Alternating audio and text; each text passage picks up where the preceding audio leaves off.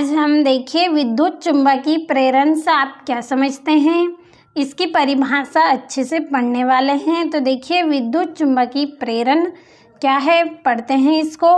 तो देखिए जब किसी कुंडली और चुंबक के बीच सापेक्ष गति होती है तो कुंडली में विद्युत धारा उत्पन्न हो जाती है। इस परिघटना को विद्युत चुम्बकीय प्रेरण कहते हैं और इस प्रकार उत्पन्न विद्युत धारा को प्रेरित विद्युत धारा कहते हैं। देखिए क्या होता है, आप अच्छे से समझिए। देखिए जब किसी कुंडली, देखिए कोई कुंडली है, उस कुंडली और चुंबक के बीच क्या होगी, देखिए गति होगी, और वह गति किस तरह की होगी, सापेक्ष गति होगी। एक बार फिर से समझ लीजिए कि देखिए कुंडली है, कोई कुंडली है और चुंबक के बीच क्या होगी, गति होगी। कैसी गति होगी, सापेक्ष गति।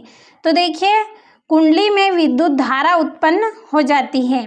जब देखिए कुंडली और चुंबक के बीच सापेक्ष गति होगी तो क्या होगी, कुंडली में विद्युत धारा उत्पन्न हो जाती है। किस में होगी, देखिए कुंडली में।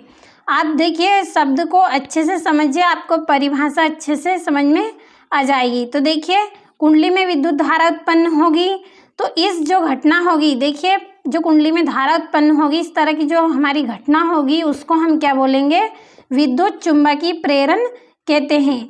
और देखिए इस प्रकार उत्पन्न धारा, इस तरह से देखिए जो धारा उत्पन्न होगी उसको हम क्या बोलेंगे, प्रेरित विद्युत धारा कहते हैं। तो देखिए कुछ भी नहीं है, परिभाषा बहुत ही आसान और सरल है। बस आपको अच्छे से समझना है कि देखिए किसी कुंडली और चुंबक, यहाँ पे दो वर्ड है, देखिए कुंडली है और एक क्या है, चुंबक है। इन दोनों के बीच हम क्या करेंगे, देखिए सापेक्ष गति करते हैं तो देखिए विद्युत धारा उत्पन्न होगी। किस में होगी, कुंडली में।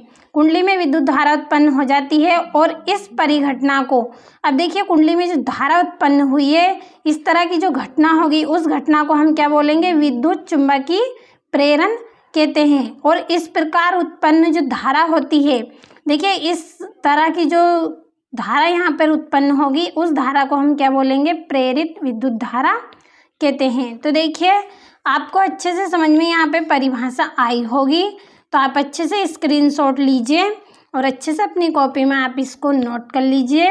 एक दो बार आप परिभाषा को अच्छे से पढ़ेंगे तो आपको याद हो जाएगी, ज़्यादा कठिन नहीं है, बस आप अच्छे से समझ कर करें।